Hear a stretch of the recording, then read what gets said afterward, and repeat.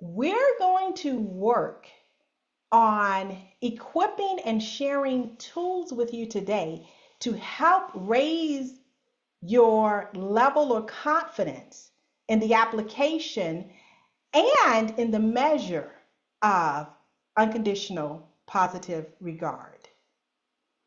Thank you so much for everyone who participated. If you did not get a chance to participate, we will have many more ways to participate.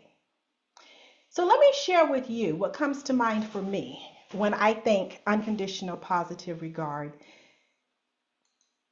And I'm going to share a bit of my life story.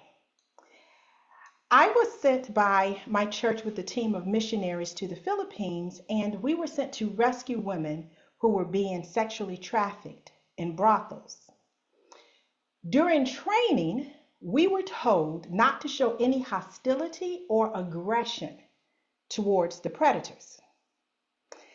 And we were further challenged to actually greet them with a heart posture of love. Now, I have to tell you, I was very challenged with this directive. This was my first time operating in this space of sex trafficking. And when I heard the stories of the women, my thought was, you have got to be kidding. I'm sure there's a jail we can put the predators under. That was totally my positioning. So my team, we went out 4 nights, all night, rescuing women. And on the last night, we decided to go in a brothel that we had been avoiding the entire time. The name of the brothel was Lucifer. So we weren't interested in going into Lucifer. But on that last night, we said we're going in. When we entered the brothel and the manager realized we were missionaries, he started playing Christian praise and worship music. And all the Johns started leaving. It was this mass exodus. And of course, missionaries, we were ecstatic. We were like, yeah, get out of here, get out of here. But there was one. He was sitting down front near the table where there's a stage where the girls were dancing. And he stayed in his seat, and we watched him because he was almost the only male left in the brothel. And he slowly looked up at the display that was displaying the words to the song, and he began to slowly sing the song. He pricked the heart of every single missionary because we realized that without unconditional positive regard, you never create the opportunity or the possibility for a transformation or a change.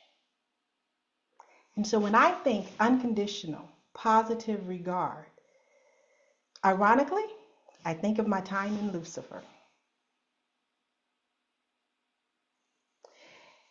The story that I shared, my example, it is deciding you're going to have unconditional positive regard towards a group of people that at best I would have a brief contact with. What about people who you may have more frequent or meaningful communication with? And what if their context doesn't present as big a challenge for you as not being hostile towards sexual predators did for me? But every time you see that person coming, you have to take a deep breath. Or your body does a little shimmer whenever their name pops up on your caller ID. Let me have you to suspend for one moment your emotions or your thoughts that come to mind for you.